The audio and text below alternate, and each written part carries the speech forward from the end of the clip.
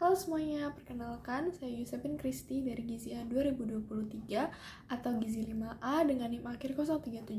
Dan di sini saya akan mempresentasikan hasil review jurnal saya dengan judul 24 Hours Food Recall. Nah, 24 Hours Food Recall itu apa sih? Jadi, 24 Hours Food Recall itu adalah metode yang digunakan untuk memperoleh data konsumsi pangan yang meminta responden itu untuk mengingat dan melaporkan semua yang dikonsumsi dalam periode waktu 24 jam. Tujuan dari metode ini adalah mendapatkan data konsumsi pangan responden dengan waktu yang singkat, tetapi hasilnya itu bisa dihitung pemenuhan gizinya dan bisa dibandingkan dengan angka kecukupan gizi. Dan kenapa bisa dihitung? Karena di sini menggunakan jumlah atau porsi yang diketahui, sehingga kita dapat memperkirakan pemenuhan gizi dari responden.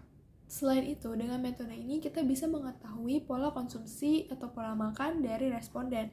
Karena dengan metode ini kita bisa mengetahui waktu makan dari responden sehingga kita dapat mengetahui pola makannya. Nah, metodenya seperti apa sih? Jadi metodenya itu dilakukan dengan wawancara, yang wawancara ini dilakukan oleh pewawancara yang telah dilatih sebelumnya atau sudah melewati pelatihan. Pewawancara ini akan mencatat segala makanan dan minuman yang dikonsumsi oleh responden dalam periode 24 jam.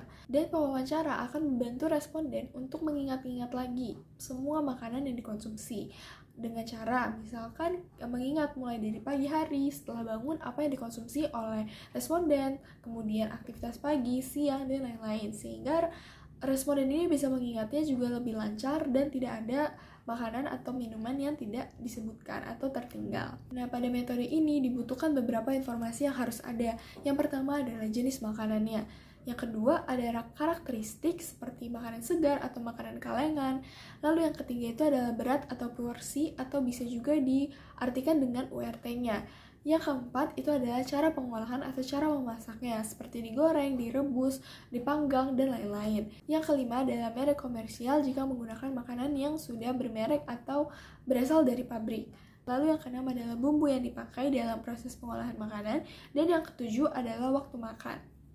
Yang berikutnya adalah pengolahan data. Cara untuk melakukan pengolahan data pada metode ini adalah yang pertama melakukan pengecekan ulang pada datanya. Apakah sudah lengkap untuk nama makanan, bahannya, dan yang paling penting adalah porsi atau jumlahnya atau gramasinya, dan yang kemudian adalah merek yang digunakan pada makanan-makanan yang sudah bermerek.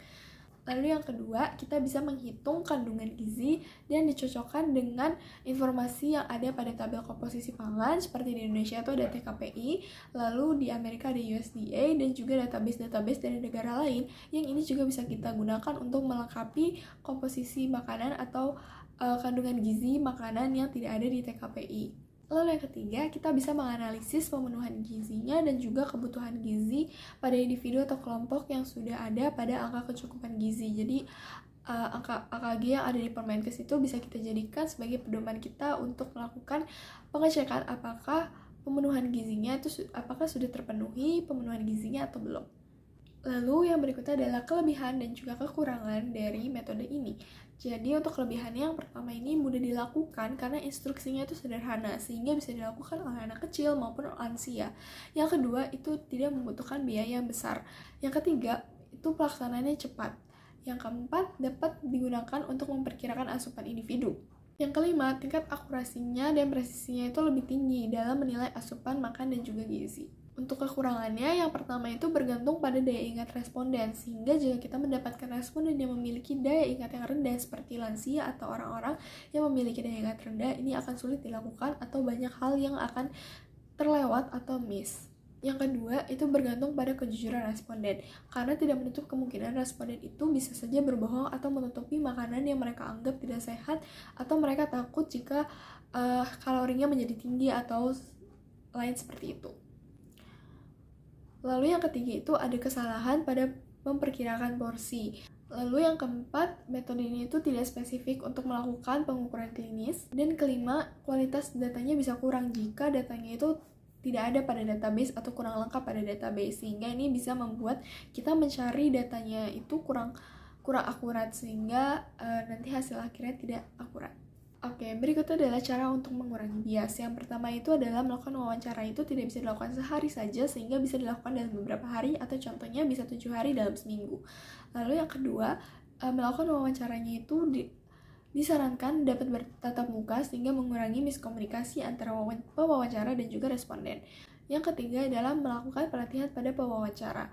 Yang keempat, menyediakan bahan pendukung seperti buku foto makanan ataupun alat peraga lainnya, dan juga diperlukan keahlian dalam memperkirakan ukuran atau porsi makan. Lalu yang kelima, responden itu tidak boleh tahu bahwa akan dilakukan wawancara karena bisa saja responden ini mengubah pola makannya dengan sengaja ataupun memakan hanya makanan yang mereka anggap sehat dengan sengaja karena tahu akan dilakukan wawancara food recall. Berikut adalah daftar pustaka yang saya gunakan. Sekian dan terima kasih.